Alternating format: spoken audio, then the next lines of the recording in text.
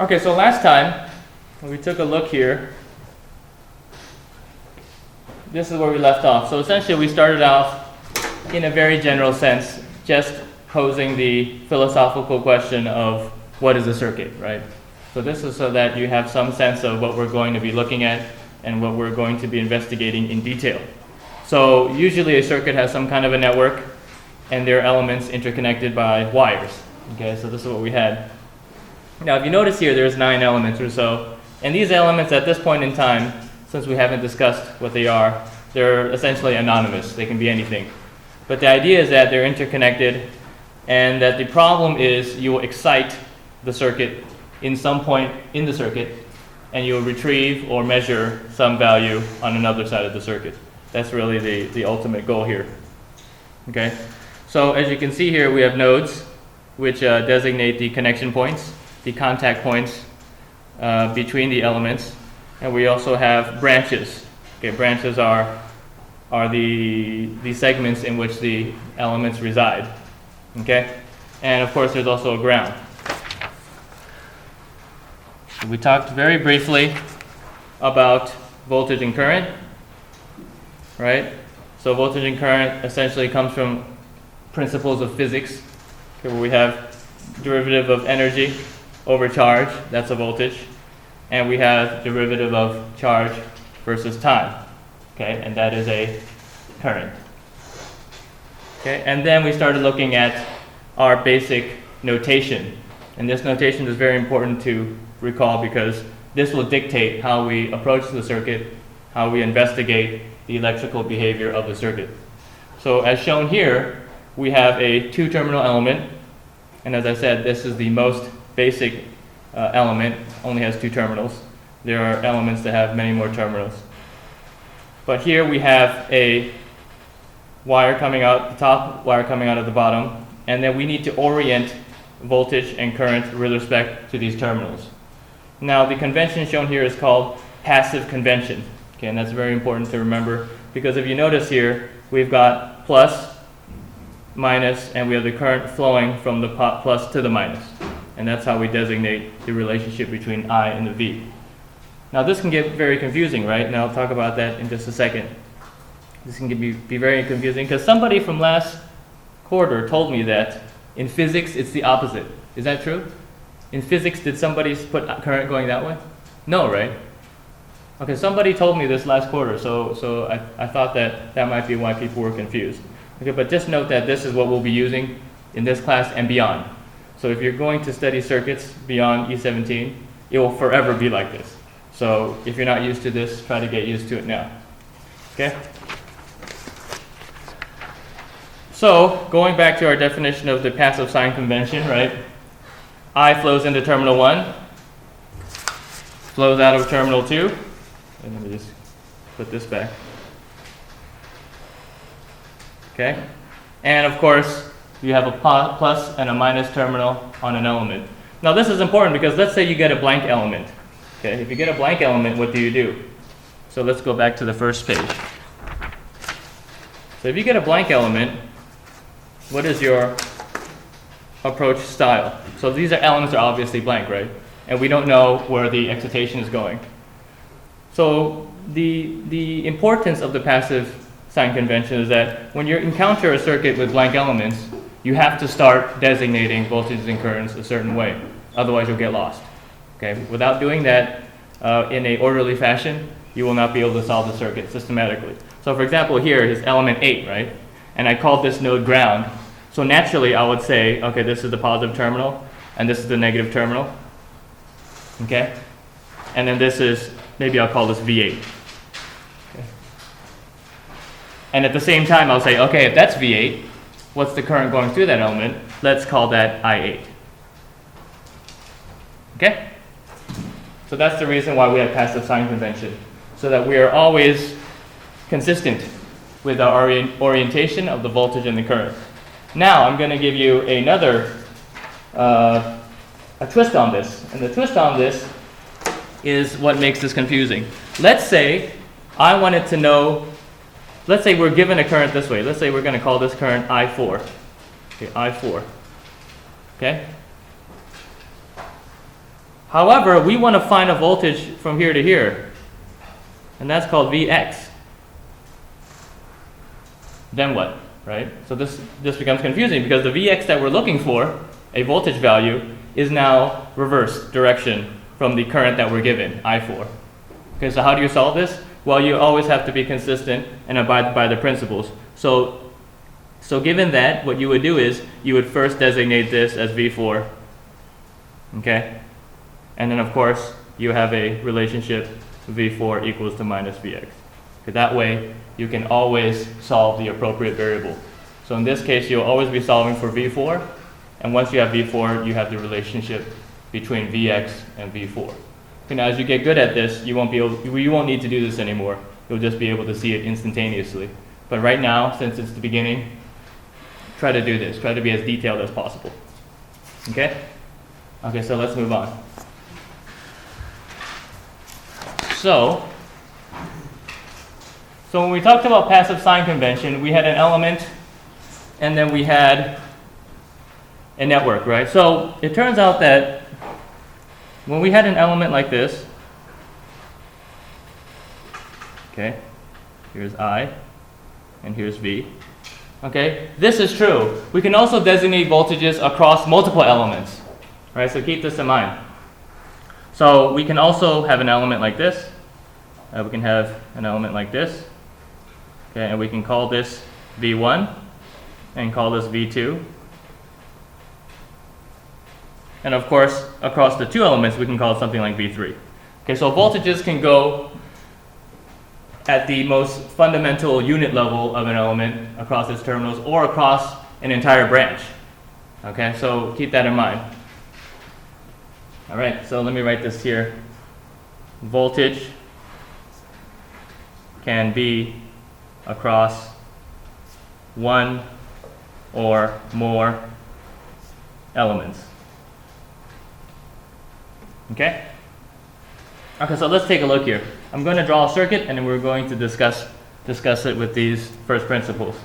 So here is a circuit.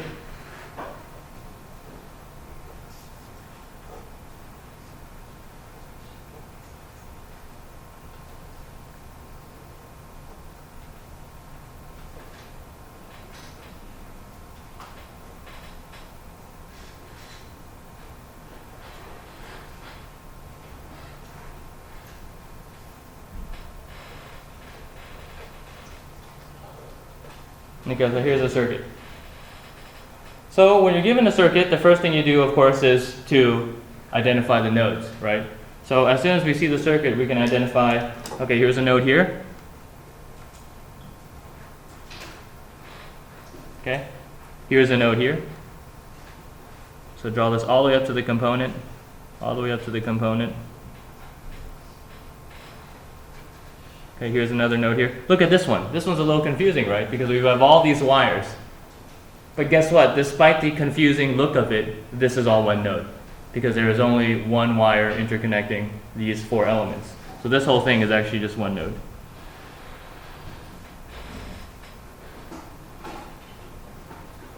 Okay, and finally we have this node over here. Okay?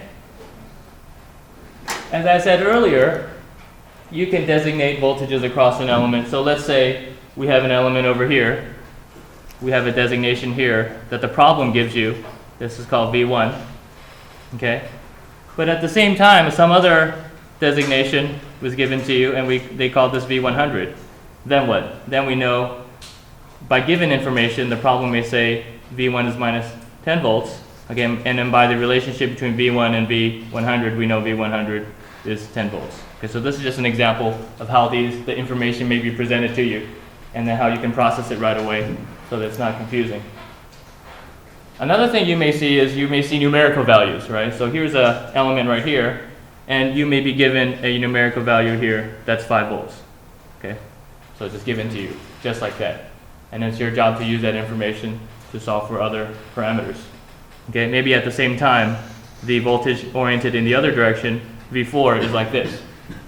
Okay, and therefore we can write over here that V4 is equal to minus 5 volts. Okay, because you can see the polarity is reversed. The notation has reversed the direction. So V4 is just equal to minus 5 volts. Okay, if they're in alignment, it'd be positive 5 volts. Okay?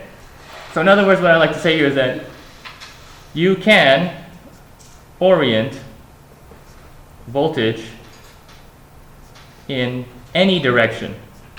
So you can kind of get a sense of this already. But, of course, there are advantages to being consistent. Okay, so what I mean by that, I'll discuss that in a second. Okay, so there are certain consistencies that we want to abide by, which makes things easier for us. Okay, before I move into this, I need to introduce the concept of ground. Okay, ground. So what is ground? Okay, so ground. Okay, so for ground, if you're measuring,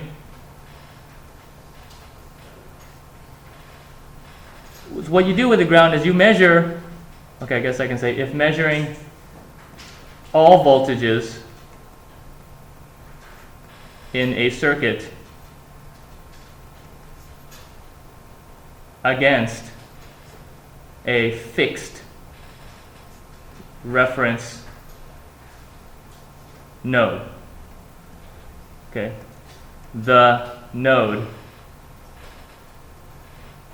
is called ground. So what do I mean by that? Okay, let's look at the circuit here. As I said, there are voltages that are defined across terminals, right, from here to here. And you can also define voltages across multiple terminals. So let's say I want to designate the voltage from here to here. Say here, from here to here, all the way from here to here. And I want to call that V5. You can do that. You can do that. Okay? It's not particularly helpful because it looks a little odd, right? We have a negative terminal way up here. We have a positive terminal way down here. But you can't do this. Okay? So, what if I oriented the voltage from here to here? What I'm going to do is I'm going to give it another variable, another voltage variable. I'll just call this V6. And I'm orienting it the normal way now, where positive is on top and negative is on bottom. So we can see from here that V5 is equal to minus V6. Okay, so where does the concept of ground come in? Now ground comes in because we don't like doing this. We don't like putting positive and negative terminals everywhere. It's confusing. Okay, so what we do is we set one of the nodes as the reference. Okay, and that node is the 0 volt node. Okay, it's called ground. And the symbols for that, as I showed last time, is a symbol that looks like this. So what I'm going to do is I'm going to stick that symbol right there on that node. I'm going to call that ground. So with this node as ground, the implication that it creates is that if you look at a node and you ask yourself, what's the voltage of this node? It is always in reference to that ground. Okay? So essentially, there's something called a node voltage, okay, which is different from voltage across a specific element. And that node voltage is always in reference to ground. And you can technically pick any node for your ground, but it makes the most sense when it's visually near the bottom of the circuit, just as shown here. Okay, so let me just make that definition here, that the node voltage, okay, is a voltage, let me move this up just a little bit, a voltage from a node, which will be implied as the positive terminal, to the ground, which the implication is that's the negative. Okay? So in this case that we saw here, I called the voltage from here, this node, all the way down to here as V6. Okay, and I've also labeled it positive to negative here. Instead, now that we've defined this as the ground, I can just call this node voltage V6. It has the same value.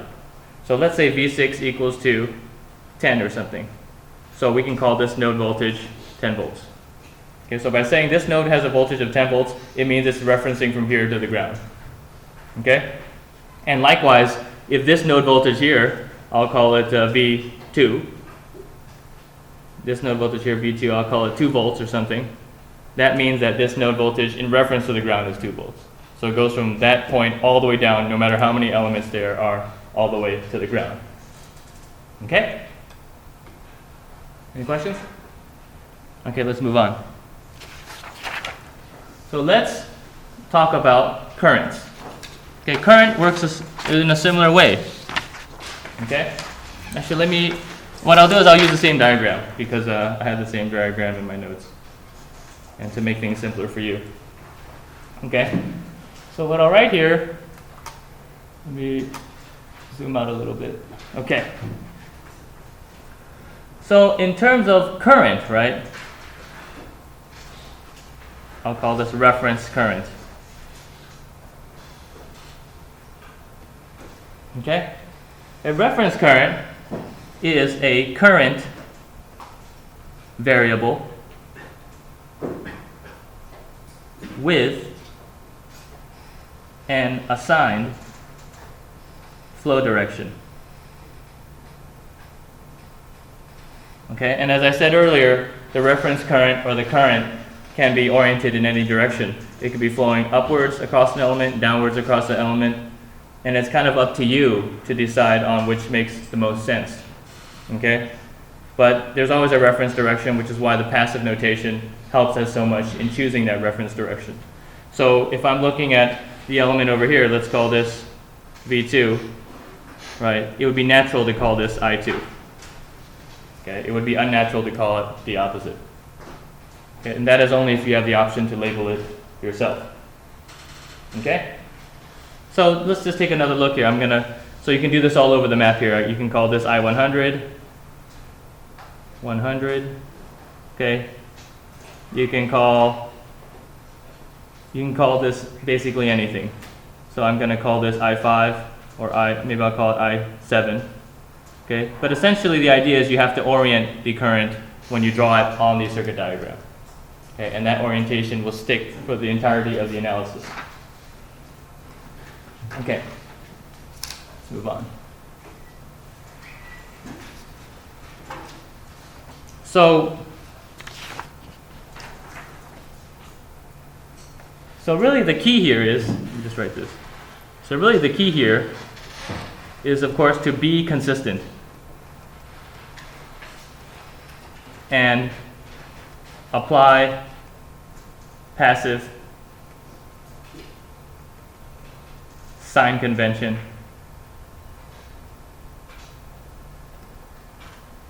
to all analyses. Okay? All right. So let's change topics now. Now let's talk about power and energy.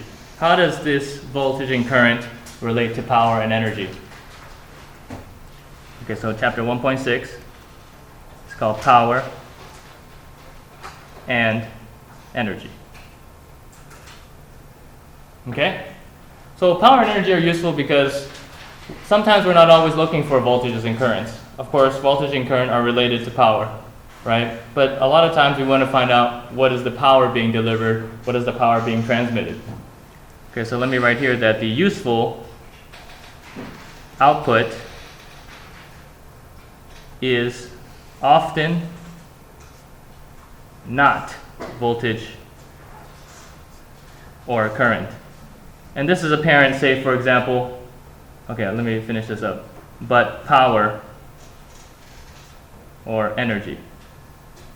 So this is important, say for example, your PG&E bill, right? You get your PG&E bill and it's got joules in it. Has anyone ever read their PG&E bill? It actually says joules. So what is that? That's energy, okay? And that's a function of the power. It's an integration of the power. All right. Another important remark about this is that practical devices have power limitations. Okay?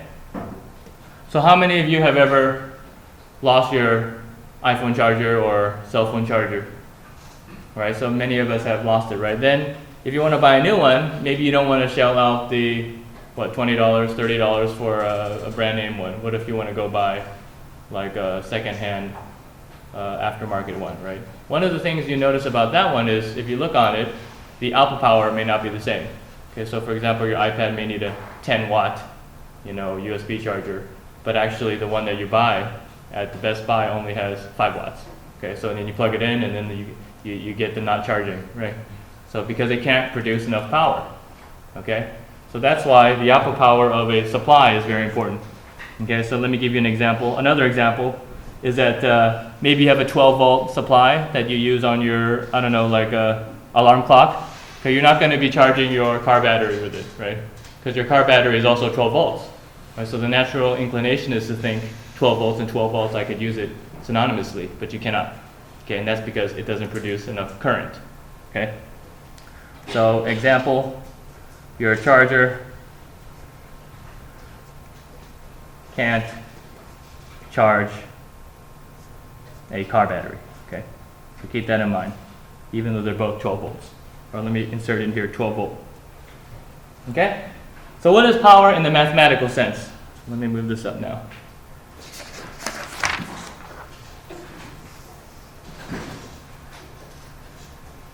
Okay, so in the mathematical sense, if you remember from our previous slide, we have P, or if you remember from physics actually, we have P equals dW over dt. Okay, where W is energy. Let me write here, P is equal to power, and that's in watts. W is equal to energy, and that's in joules. Okay, and T is time. Okay, seconds. Okay, so this is the relationship between power and energy. Well, let's try to define it in terms of quantities that we know of, right? So we can split up this relationship here. We can call this dW over dQ, right?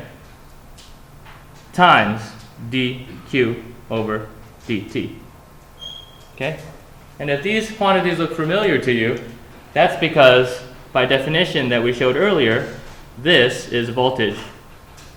Okay, and this is current. Okay? Change in energy over change in charge is voltage. Change in charge over change in time is current. So therefore P equals to VI or IV, however you want to interpret it. Okay, in terms of units, right, just for your completeness, power is in watts. Okay, this is energy and this is seconds. So this is joules per second. Okay, and this is joules per coulomb, and this is coulomb per second. Okay. Now let's turn this integral around, or this derivative around, should I say. So I'm going to pull this down here and let's turn it around. Multiply both sides by dt. So I will have P dt is equal to dW. Okay? And then I'm going to integrate both sides with respect to time. Okay? So if I integrate both sides, we get W is equal to integral 0 to t P dt. Okay? And this is energy. So essentially, energy is just the power value integrated over time. Okay? If the power is constant over time, you can just multiply power times the amount of time that it's on. And that's how you get the energy rating on your PG&E bill.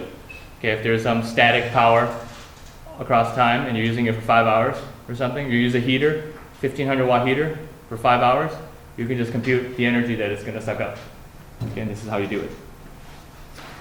Okay, any questions? Question, yes? So relating to Ohm's law, since it's the V equals IR, Yes. another way to write power VI squared R. Yes, Do we yes. need to know that, or is V times I as much we need to know? Or? You'll use both, okay, and we're getting to that. But yes, that's absolutely correct. Okay, absolutely correct. Okay, so let me tie this into why this is important, okay, and how it ties into our circuit analysis. Well, for circuit analysis, the passive sign convention has certain meanings, okay? The passive sign convention tells us if the power is delivered to or from the element. Okay, and this is very important because this gives rise to two different classifications of elements. Elements that absorb power and only absorb power, and elements that deliver power, which is why it's very important to get the passive notation correct in your mind. Okay, so under passive sign convention, sorry, it's a typo. Okay, when we have a positive value for P, what does that mean? That means that power is delivered. Okay. Sometimes I will use interchangeably the word absorbed. Okay, to the circuit element. Okay, and oftentimes this is called a load. So I said last time this is called a load. Okay, a negative value, a negative P, okay, means that power is extracted, okay, from, okay, the circuit element. And oftentimes this is called a source. Okay? So if we go back to our diagram here, we have an element like so. We have current flowing into it, and remember this has to abide by our passive convention. Okay, we have voltage across the terminals here, V. Okay, and therefore when we compute P equals VI, depending on the sign of that quantity, we can interpret it as delivered, absorbed, or extracted from. Okay, so remember, positive means delivered to and also absorbed by.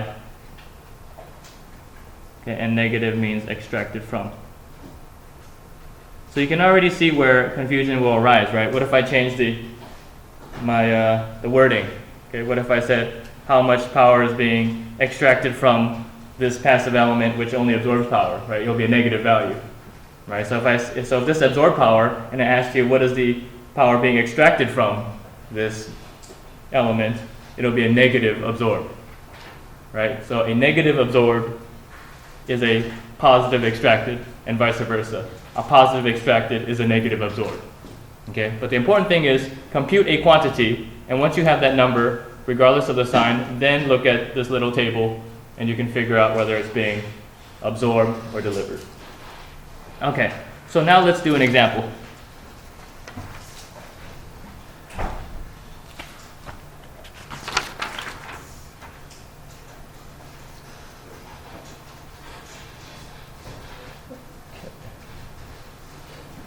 Let's do an example. Okay, so in this example, we're given our very simple two-terminal circuit, okay, with ports 1 and 2. And we have a voltage across the terminals, and we have a current I flowing into the element, okay? So, we are now going to define the voltage and current excitation across this element, and from there we can compute the power. Okay, so let's say that there are two time periods, essentially. We're going to say that at t less than 0 seconds, the I flowing into the element is 0 amps. Okay? And also the voltage across the element is 0 volts. Okay, something happens at t equals 0 where suddenly there is an applied voltage and current. Okay, so something happens at t equals 0, and at t greater than or equal to 0, so this is a time frame beyond t equals 0, I becomes 20 times e to the minus 5,000 t amps. Okay, and the voltage V somehow becomes 10 times e to the minus 5,000 t kilovolts. Okay, so what happens? Let's illustrate this graphically.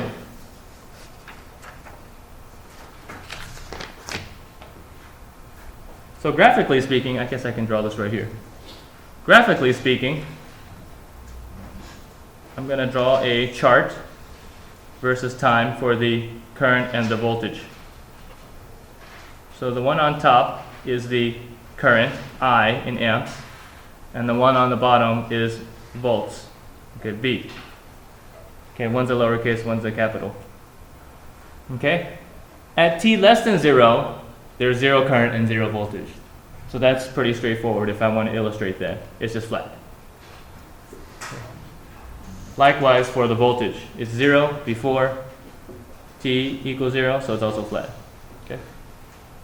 At t equals 0, something happens and we suddenly get an instantaneous jump in the current and voltage.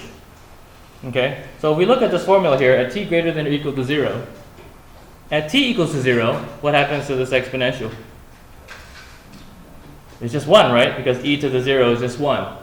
So what we get is we get an instantaneous value of 20. So here is 20. Okay? And then what happens after that? It will decay as an exponential.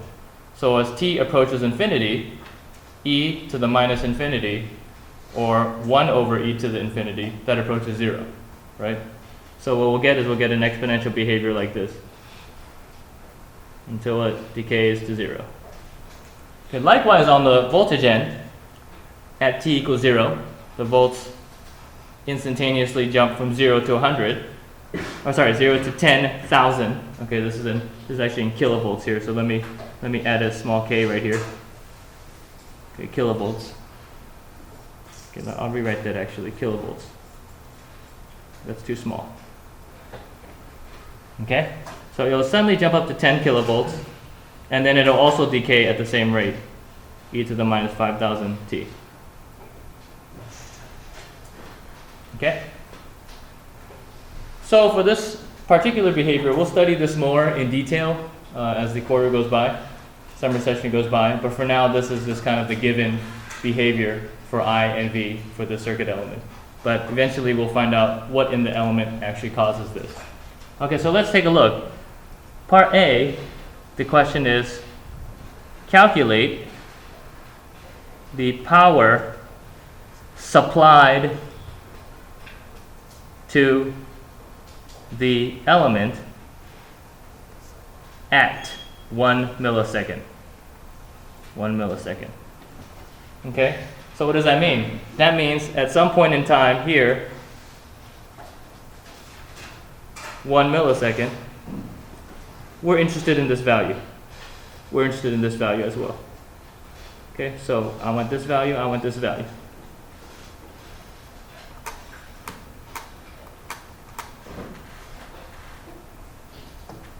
Okay, so how do we do this? Well, step 1, we just write our equation for P at t greater than or equal to 0.